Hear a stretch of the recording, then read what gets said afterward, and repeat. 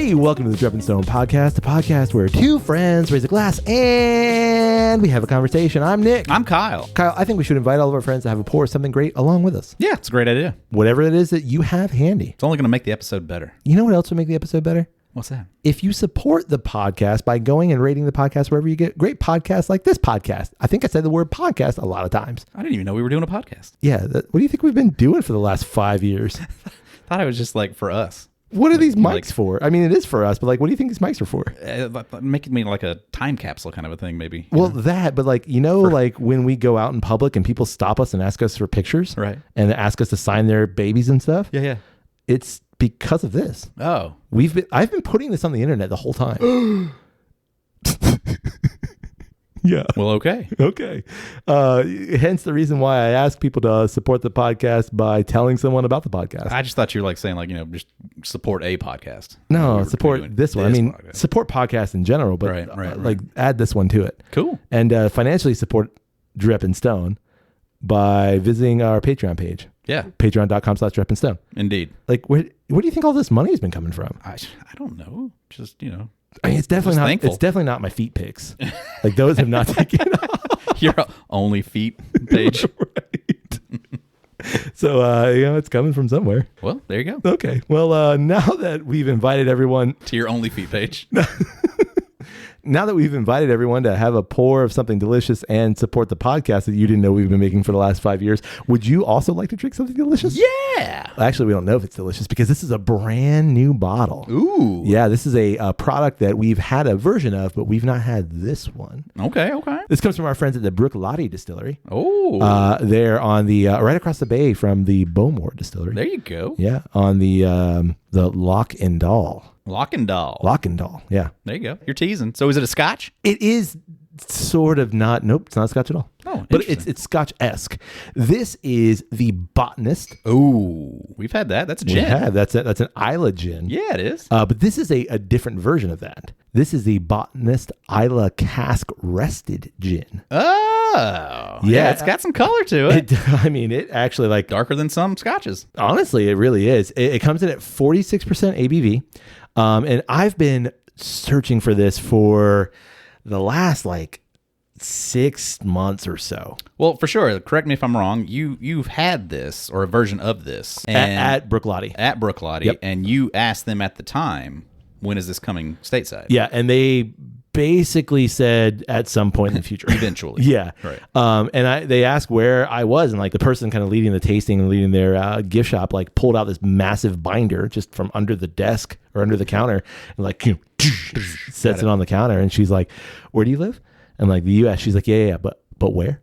And she's flipping through this binder and finds Florida, and she's like, "You'll get it sometime early 2025." I was like, cool. Wow. Wow. Well, and I was impressed by the fact that this wasn't on a computer. She literally got just a 3-inch 3-ring binder. Right. And all handwritten notes. Yeah, I think it was legit.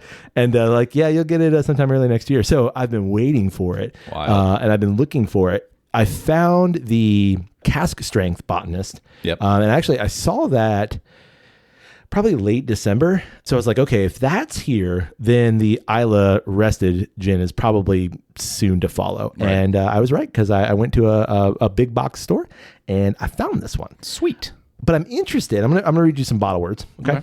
The Botanist Cask Rested Gin embodies Brook Distillery's whiskey-making heritage and botanical expertise. Our Islay Dry Gin has been matured for a minimum of 6 months in a selection of fine casks. The fragrant notes of 22 hand-forged botanicals combined with the spices of wood create a vibrant and complex cuvee that redefines what gin can be. Cuvee, you say? Cuvee, say I. Yeah. What's interesting, I was just going back through pictures before we started recording, because again, we're recording a podcast, and the one that I had at Brook Lottie was aged for 3 years in an Islay cask. This is aged for 6 months. Interesting. But comparing the photo to this, they're almost the same color. Right. Maybe that extra age just didn't impact it enough for them to feel like it was necessary. Yeah. They just wanted to get more of it out. Which also tells me that somewhere on Brook Lottie's property, there's gin resting in some Islay casks that they're going to hold on for a minute. Right. You might at some point get a 12-year aged aged gin. Islay gin. Yeah. I mean, is that a thing that you can think of any gin that like is aged gin ever a thing? No, and well, not that I know of, and that's what I think is so interesting about this is that the whole purpose of a gin is that there really isn't an age, and so Right. like a lot of distilleries will 3 days. Yeah, Right? Yeah, it Something like takes that. something like that. The process of making a gin is very quick compared to a whiskey, obviously, because you don't have to rest it, you don't have to age it, you don't nothing. You just chuck it into a glass bottle and you're good to go. Right. And I think that that's also for like distillery production and sales wise, it makes sense to do some sort of spirit in that way. Right. Neutral grain spirit. Right. Get some cash flow going. Exactly. And from what I understand, like gin is a bit easier to make as well. I think it's a little more forgiving. I don't know if it has to do with like the phenols in terms of like, the run of the spirits. Is it just a longer run? I don't know all of that kind of stuff, but I've heard from several different distilleries that it tends to be just a little more or a little less labor intensive. And I don't know if it's just because of the aging process. Right. But makes sense. You know what makes more sense? What's that? Cracking into this bottle. Oh, that makes a lot of Okay. sense for sure. Nice. Thank you. Very ASMR. I was scared. Like I didn't want it to jump out and bite me. That's satisfying. And the second pour, just not as satisfying. No, it's the first one. That's you get it once. That's all you get. Enjoy it. Take it all in. all right. There we go. In the glass. Doesn't look like gin. It does not. It really looks like a scotch. Yeah, you would think that's a nice Chardonnay colored scotch. Okay, so when they say Islay cask, and it is Bruichladdich, they could technically be using the same cask that they're going to use for the classic Lottie or any of the Islay barley series. So it doesn't necessarily mean it's going to be peated. But when you hear Islay cask, you assume. You're right. When I poured it, I can smell some of the gin notes, but I didn't smell a lot of peat. I don't know if you already took a slight whiff. Nosed it yet. It looks like it's got some good viscosity. It does. Some slow legs. Okay. Yeah, it looks oily. On the nose? Kind of hard to to notice any kind of a Islay influence. Yeah, it reminds me of the classic Botanist. I mean, it smells like gin. Yeah. Definitely I would grain say forward. maybe not quite as sweet. Yes. The regular Botanist, I always say it smells like that ribbon candy. That really sweet ribbon candy. Yeah. I know exactly what you're talking about. Almost cotton candy, but not like it's just a subtle difference. That's exactly what it smells like. Like to me, this is nosing way more kind of like herbally and botanically. Yeah, it has a bit of another depth of note there, and I'm assuming it's attributed to the barrel itself. Yeah, like there's like a really deep nosing of it, and I get like a seagrass, just like a dried grass note. Yeah, seagrass is not far off. Yeah, and perhaps even a touch salty. I kind of expected it though, as we said, to have a bit of the smoke on it, and it doesn't. Nah, not on the nose. Now that I've sat with it for a second, there is a bit of a medicinal nature there. Just a bit of a note, and it could be obviously the botanicals, Right. and so you get a lot of botanicals, and then maybe adding this rested nature into it. I'm getting kind of like a lemon drop. Oh, like one of those old fashioned lemon drops. Yeah, like a lemon head. Yeah. kind of thing. All right, shall we? Okay. Oh, Yeah, that's delightful. that is delightful. Oh. Hang on a second, Kyle. Attacking your gullet. Yeah, I'm good. But there's a bit of a spicy note there. Like it. Ooh. Yeah, for sure. Right at the end, man. Like a bit of a peppery kind of a thing. Yeah, and it just bites on your tongue. It is definitely adding some depth to the Botanist as a whole, because I think you're right. Like, rarely do I sip a gin neat. Obviously, we're having it neat. I do want to throw this in a gin and tonic, though, for a second. See how that changes things.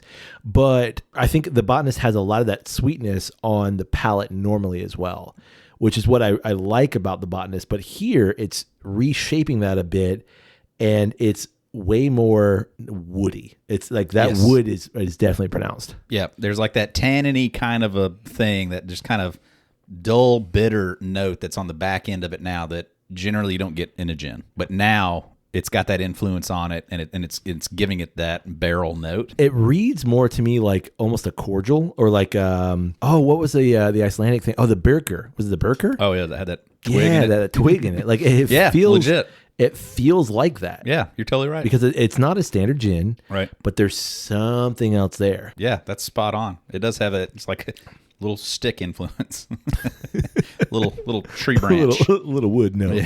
Yeah. That's quite nice, though. Agreed. It adds just like a little bit more complexity to it. Like I don't think it's as punchy sweet as the normal Botanist. Right. That's kind of like calmed down a bit, and I think this is like a bit more of a more complex pour. I like it. It's delightful. Yeah, I agree. And I think for me, that's what I find interesting about the world of gin too, is that like you have your kind of standard gins. We talked about this in our gin episode. You have the standard gin, and then you have, I think, what most people call like new world or new age gin, I guess. And I think this fits in there, where like you have the standard Botanist, which is a gin, which has its own profile, but like now let's tweak it. Let's add some things. Let's play around with it. Yeah, I feel like if you're opposed to tonic, but you like gin, I think you could go this route with just club soda and remove the tonic, because I feel like it's kind of giving you that little bit more complexity that the tonic would give you generally anyway. Okay. But it's not as strong. Sure. Change. I think that'd be like a pretty interesting substitution. And I think if you're not a big gin fan, but you like whiskey, this is kind of a happy medium. Yeah, this is going to point you in that direction. Yeah, because like it is very clearly gin, but that's coming from someone who I like gin and I like those notes, but it's got enough of the whiskey influence in terms of the cask where it feels very whiskey-esque. Yeah, you're leaning into a Long Island iced tea here, little LIT. Yeah. What's interesting though is, again, knowing that it is the Botanist, knowing that it is Bruichladdich, yep, and knowing that it says Islay Cask Rested, and that they have an Islay Cask aged, I expected some smoke. Yeah, it must just be classic Lottie barrels. It must be. You know? And to be fair, it doesn't say anything about peat. It doesn't say anything about smoke. It says nothing about that. And I don't know. I would like a little bit of that influence, I think. Throw you a drop of Port Charlotte in there. Yeah. See what it does. Well, listen, if we're going to do it, I say we just go straight for the Octomore. There you go. Just one drop will do it. Yeah. Oh, yeah. And you're there. Do you want to try that? Do you want to try with just some soda water? Oh, I don't care. Or do you want to put it in a G&T? Oh, you can do a G&T. Do a G&T. Let's do a G&T. Let's T and G it. Yeah. Okay. All G's, no T's. You know what I'm saying? Well, that's what we got here. All right, give me a second. I'll be right back. All right. Glass of ice has been acquired. Little G, little T. I don't know how you make your G&T, but I'm going to take my G, pour it in my glass over my ice, crack open my tea. A high quality tea.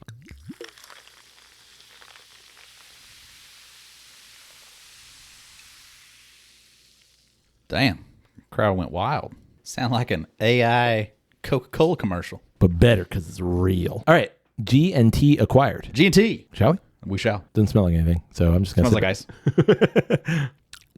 Huh. I don't know about that. Much stronger evidence of the bitter. Yeah. I don't hate it. Now that I've sipped twice. Yep. But initially, the bitter comes out, and the botanically of the wood, or tanniny, that's what you said earlier. The tannic nature of the wood comes out, which I think is definitely some of that bitter perspective. And it's like, it leans, again, really medicinal here. Yeah.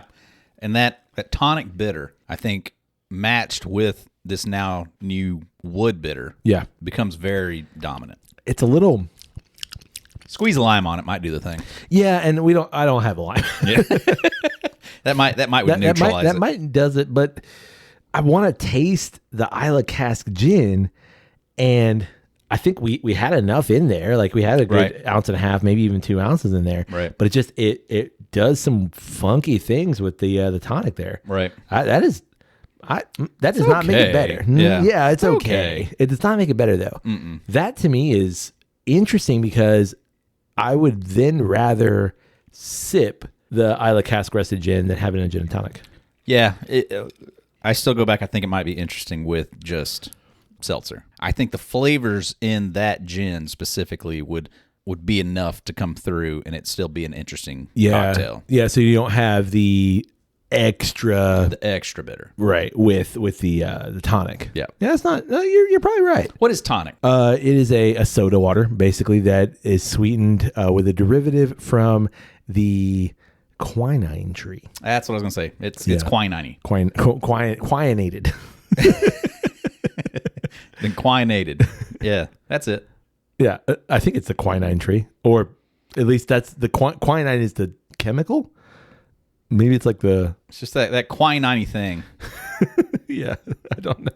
Yeah. Who got a hold of quinine and they were like, that's some good shit. I enjoy that. Just I don't get it. Let's eat some bark. Damn. Well, I mean, to be fair, like you could say that about everything. Who looked at that mushrooms like, let me try that. I'm gonna eat it. Yeah, and then like Tuk Tuk dies, and they're like, don't eat that one. Yeah, that's all of it, man. And it's interesting too, like the stuff that like had to be prepared in a way for it to become good. It's like how did you have it just natural? Yeah. And you were like, yeah, but I want to fuck around with it. See if I can get it to be good. Sure. Like you just ate a raw garlic or something. You're just like, man, that's awful. What if I roast it though? But yeah, when I soften it up, Yeah. it gets better. Well, it's like, people like decide to start drinking coffee. Like I see all these goats like being hyper, and they're like, huh, They like I'm gonna them try beans. that too. And you just eat a bean. You're like, that's not great, but like, let me crush it up and put it over water. Wow. It still tastes bad, but for some reason I'm addicted to it. Right. It smells great. Yeah, it's got a nice aroma. Yeah, every day, and now I just need it every day. And now it's just my favorite thing. Sure. Yeah, I'm gonna say definitely on its own. Better solo. Yeah, which I can't say is true of most gins. Strong quinine. Intense quinine. Yeah, at least we're cured of malaria right now. Like, at the very least, like we don't have a whole lot else, but at the very least, we're cured of malaria. Why do you think that is? As you get older, You're more prone to malaria. You're more prone to bitter. The bitter thing, is more. I think it's because it's both. It's bitters and sweets. Like your palate just changes. I think your senses just become more dull. And so like its stronger flavors become more interesting to you. And I think, I don't know the science here. I think in some ways it's like we've had all the stuff. So like now you're looking for things that are challenging your palate. So then like it's the bitter that you're drawn to, or it's the sweet, or it's the But see, like I would argue umami. like that sweet you're always in love with growing up. As soon as you're introduced to ice cream, you're like, that's all I want. Right. But bitter, you're so opposed to it. But then at some point in time, as you get older, bitter becomes more of an interesting quality. Yeah. And it's something that you more That might be an American thing too, because think about like the standard American fare. Like there's not a whole lot of stuff that's bitter, but like you think of Italian food, there's like a ton of types of Italian food that are just inherently bitter. I'm thinking like artichoke. Like artichoke is bitter and can be sour. I'm thinking of like radicchio. I'm thinking of like arugula. I'm thinking of these kind of like a lot of greens and herbs can be bitter, or like candies too. Like a lot of other places favor less sweet and more interesting on the bitter note of like candies than Americans do.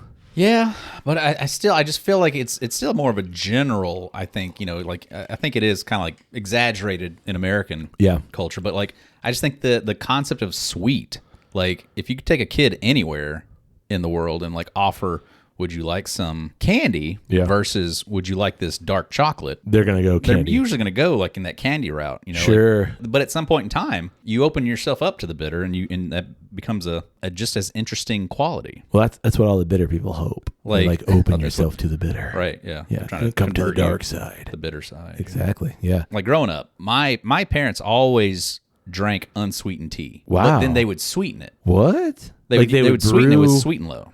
They would brew unsweetened tea, but then they would use Sweet and Low. I think it was like, just a product of the time of like, oh yeah, no, this is better for you than sugar. Oh, sure. Kind of a thing. Yeah. They wanted sweet tea. Right. But they didn't want the sugar. Right. I got So they're you. using some sort of a substitute. So when I started using this cancer powder, here you go. yeah, you're gonna enjoy this. But when I started working in a restaurant and like people would just order unsweetened tea, I was like, sure, I'll bring some sweetener on the side. And they were like, well, no, we don't need it. I'm like, ew, you're gonna eat that nasty unsweet tea? Fair enough. Yeah, but it's like, I love black coffee. Right. I love I actually can drink unsweet tea now Yeah, and enjoy it with same. a meal. And like that's usually like an aspect of my whiskey that I like for it to have is a bitter note. And to make it more interesting, more depth. Just weird that your palate, it seems like it has to mature to it. Yeah, I don't think you're wrong. I think like me as a person, generally, well documented on the podcast that we put out every week. Just thought it was for us. That's so weird. I mean, it's okay. I understand that.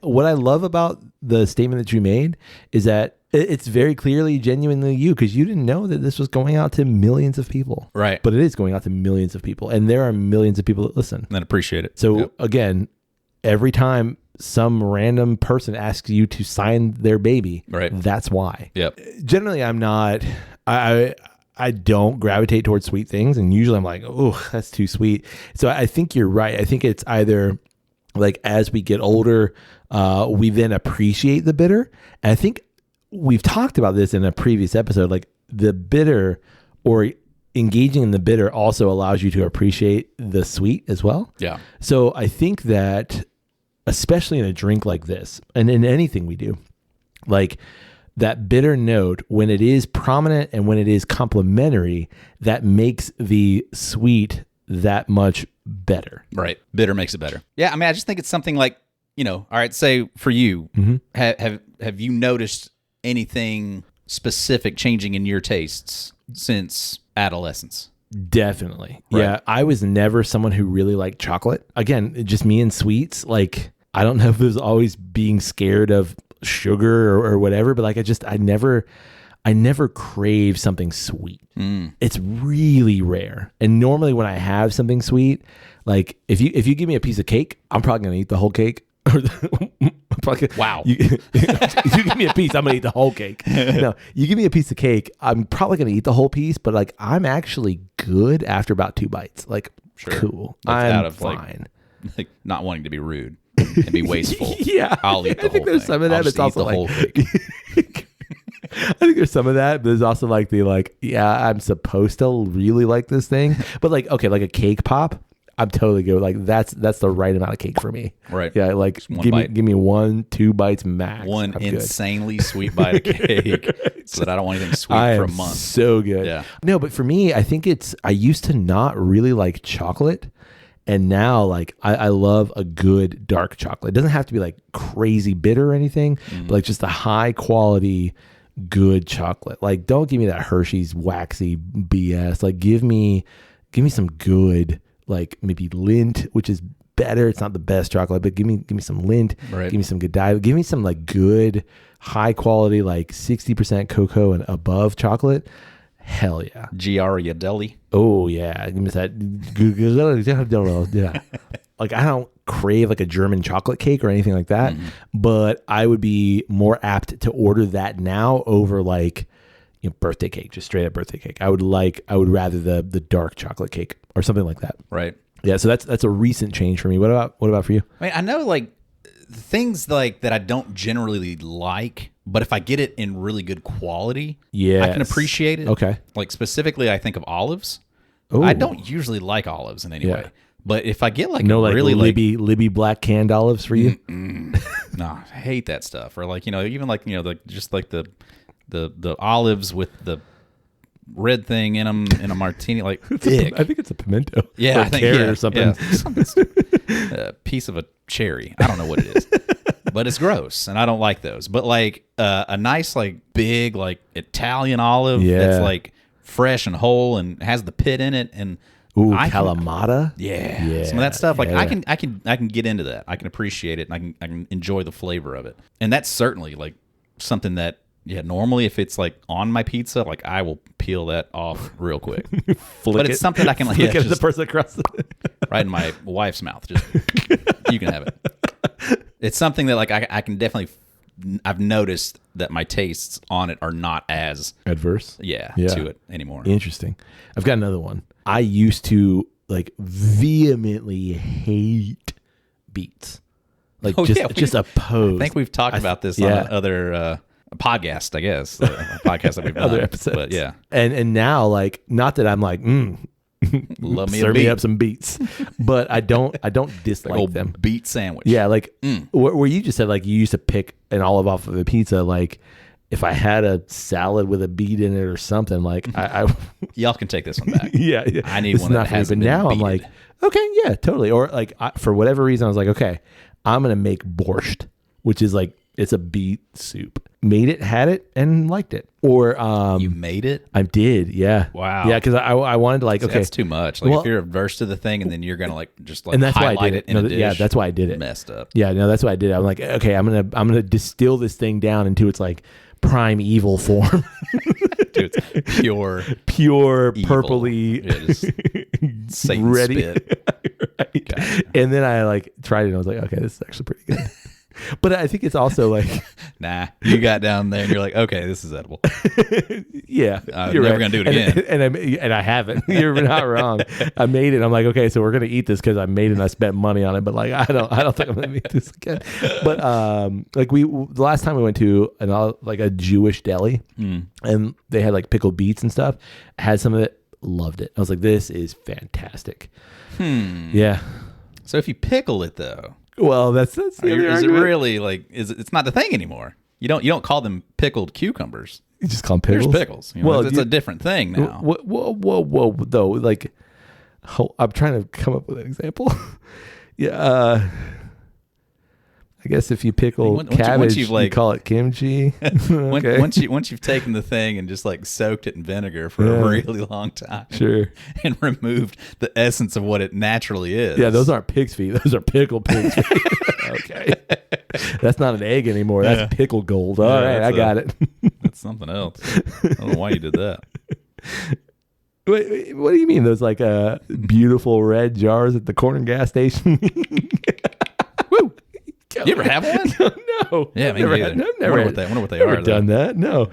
What do you mean? What are they like? They're I'm just saying, like, wonder what that experience is. Like, we should go to a gas station right now. So we can find one, dude. I know a gas station that definitely has. I know one. A guy. Like, you can get pickled pig's feet. You can get pickled eggs. Dude. You can definitely get some boiled peanuts. What does that possibly taste like? It's probably delicious. A pickled egg. There's no chance. There's absolutely no chance. Okay, you want to go? It's literally 2 minutes down the road. We can do it. Maybe another time. Yeah. Yeah, I find it really interesting, like just in the whole kind of realm of, you're right. I think as you get older, I think your tastes do change. You're drawn to different things. And I don't know if it's like legit science changing, like your whole taste bud and taste palates are changing, or is it because you're looking for something else? Yeah, I mean, I'm sure the vast majority of it is just the widening of a perspective. Sure. You can't just have this because that's going to get old and tiresome. So you need something to counteract it. Yeah. But getting to a point where you actually appreciate that quality, or something that was, it is kind of, again, like the obstacle is the way. Sure. Of like eventually the thing that you're adverse to, you can appreciate that thing because of how it's making other things better. Yeah. Or making you appreciate other things more, even if it is just that aspect. Although I don't really necessarily think that that's the case with this bitter thing. I don't think it's like that. Like I hate that thing, so that when I have the thing that's not bitter, I enjoy it so much more. I think it actually is an essence of like, no, I actually enjoy this quality now. Well, I think it's also not necessarily quinine. But I think it's also important to reevaluate those things too. Yeah. Of like, if you just went through life like, nope, I hate olives, and you never had another olive, like, unless it's a scenario in which like you're definitely allergic to the thing, right. I think every once in a while you should have an olive. If you didn't have the olive and tried it every once in a while, then you wouldn't have recognized it. Like, actually, I do like some of these things, just in certain specific instances. Like we have a mutual friend of the pod, the podcast that we've been making for 5 years. See, I always thought when you would say that, I thought you meant those like storage things. I know. Pod. I know. He does not like pickles, but recently we had an experience where we tried a pickled flavored snack, and he was like, that's fantastic. Oh, so you like salt and vinegar. You just don't like pickle. You don't like cucumbers. Maybe that's what it is. But I do think it's like, again, as long as it's not an allergy, it's important to try that thing every once in a while. Sure. And just, okay, it solidifies like, I just do not like X. Yeah, I don't know. I mean, I think there is some things though that you can definitively say, I will never enjoy that. What is that thing for you? That fruitcake brick at Publix that I suckered myself into buying one year. Awful. I'll never enjoy that. I'll never enjoy that pickle whiskey right over there. I will never enjoy that pickle whiskey either. No chance. What's the Chicago? Malort. There you go. Yeah. There's no chance. Is that just like quinine liquor?